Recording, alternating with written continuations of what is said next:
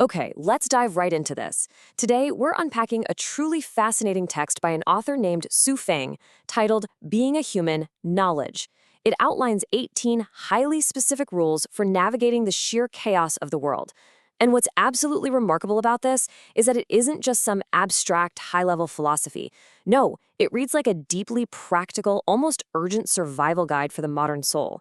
We're going to break down these 18 rules to see exactly what this framework can teach us about staying grounded when everything around us just feels totally unpredictable. The text actually asks us to take a hard look back at history. It says, observe the social upheavals, the rampant epidemics, the frequent disasters, and widespread hunger. It points out that while literally millions of people were swept up in these crises, there were always some who managed to remain completely unscathed. Why is that? Well, the author argues it's because they upheld the integrity of being human. Think about how incredibly relevant those historic struggles of disease and societal upheavals feel to us right now. It really sets some massive emotional stakes for us right from the start. To really drive this point home, the source text opens with this incredibly powerful metaphor. Picture this. On one side, you have the wasteland, the drought, and the sandstorm. This represents the chaos and those sweeping historical events we were just talking about. But on the other side, you have the deeply rooted grass. The author poses a great question. On a totally barren landscape, why do some small plants remain perfectly green and totally unharmed, while everything else around them perishes? The answer is simple, but it's profound. It's because they've anchored their roots deep within the earth. And that's what this entire explainer is really about, how we can grow those exact same deep roots for ourselves. Now, before laying out the specific rules, the text gives us a pretty stark choice. It defines a world governed by karma and consequences. Basically, it's saying if you don't believe in consequences, well, you might as well just throw your hands up, give in to the chaos, and join forces with the wicked. But if you do believe that actions have inevitable results, that heaven doesn't just spare anyone, then you have to actively choose to learn the true knowledge of being human.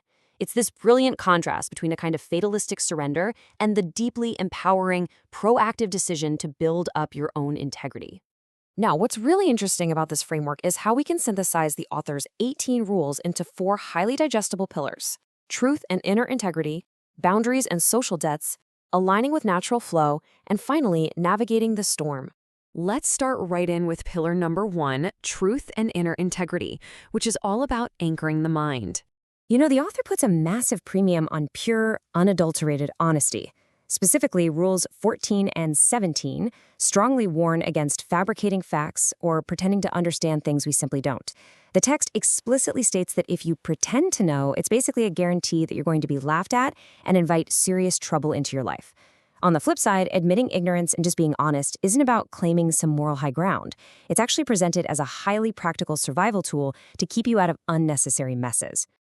Building on that foundation of honesty, the text lays out several strict behavioral boundaries drawn from rules 1, 2, 7, and 8. First off, we're told never to define or judge the merits of others. Human cognitive ability is just too limited, and doing so means you risk making some pretty grave mistakes. Second, do not blindly believe hearsay, even if it comes from an official source or some designated expert. The author notes this is absolutely vital in eras where right and wrong seem completely reversed. Third, skip the superstitious talk. We need to respect science, logic, and the cold hard facts. And lastly, never do sneaky acts that you'd be terrified of someone else finding out about. Staying deeply grounded in logic is absolutely crucial here. So we've got our internal baseline of honesty and logic figured out, but what happens when we start interacting with everybody else? The text shifts its focus out to our external relationships, and it prompts a really serious question. Why are human favors so incredibly dangerous? Which brings us right to pillar number 2, boundaries and social debts, or how to guard your energy. Take a look at this intense phrasing from Rule 5. The author actually defines human favors as the rope that binds the gods. Honestly, it's such a brilliant metaphor. The text warns us to avoid borrowing money, especially just to buy stuff we consume, but then it goes even further. It says we must absolutely minimize human favors. If emotional or social debts are left unpaid, they act as a trap that will literally bide you for your entire life, capturing even the strongest, most godlike individuals out there. So, how do we avoid getting tangled up in those ropes? Well, the author lays out some very specific social boundaries in Rules 9, 10, 12, and 15. We're advised to steer clear of popular figures so we don't get swept away by fleeting temporary trends. We absolutely must never use bribery or try to exploit legal or personal loopholes. We need to focus on actually doing our tasks rather than getting sucked into idle gossip. And this is a big one. When it comes to the private matters of consenting adults, do not stand on a moral high ground. Don't judge them, and definitely don't just blindly follow the crowd. It's all about cultivating good speech and shutting down negativity. Now, establishing solid boundaries also means knowing exactly what not to direct your energy against. Rules 11 and 13 are crystal clear on this. Do not attack the homeland, do not attack the people, do not attack the ancestors. And on top of that, you shouldn't tie yourself to what the text refers to as the bandwagon of pity just because someone else happens to be pitiable. So the crucial point is, true boundaries require us to carefully select what we emotionally attach ourselves to, completely avoiding reactive outrage or forced alliances. Let's move to pillar number 3 and see how this builds. Aligning with natural flow, which is all about revering life and trusting the process. This alignment really breaks down into a clear 3-step process. Step 1 is revering all life. The text specifically mentions not harming snakes, turtles, crayons, and most importantly, other humans. Step 2 is to just let everything progress naturally to its proper conclusion, stop forcing it. And step 3 requires us to provide closure. We have to complete what we start and bring a sense of finality to our relationships. The author explicitly warns that if you don't provide proper completion, you'll just end up adrift, floating aimlessly through life like duckweed.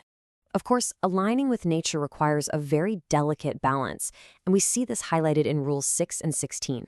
The author strongly warns against forcing outcomes. When you try to force things, you're going against the natural way, and you're just sowing the seeds for future calamity.